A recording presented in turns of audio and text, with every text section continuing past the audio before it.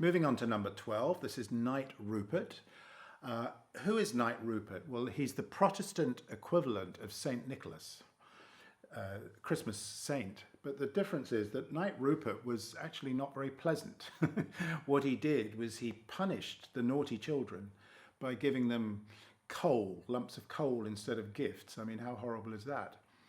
And I suppose the idea was to encourage the children to be good through the year so that at the end of the year for Christmas they'd get nice presents. Now, if we look at the Ludwig Richter illustration of the Knight Rupert here, he seems to have left his beating cane behind, because what we find is a sack full of presents that look to be red apples and golden nuts of some sort. So he's obviously in a good mood that particular year. Apparently he shows up every December the 6th, and you can feel him knocking at the door saying, "Have you been good?" or "You haven't been good, here's your coal." And you can hear him knocking at the door. So let me play a little bit of the beginning. Now we have to be all the way down in this register. Knock, knock. Just spend a little moment here. The forte is on every note.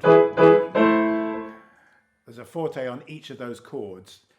I guess the idea there is that we are supposed to emphasize each one, perhaps a little bit more than if there weren't an extra forte. So if I'm going to be comfortable down here, I can't be sitting in my normal sitting position, because I'd be reaching across and I'd be really compromising my physical comfort. So I have to balance on my left sitting bone for a moment. And as I get to around here, I'm now balanced in my normal position. So what am I doing for the pedal? I'm using a little bit of pedal. I'm using it on the slurred pairs.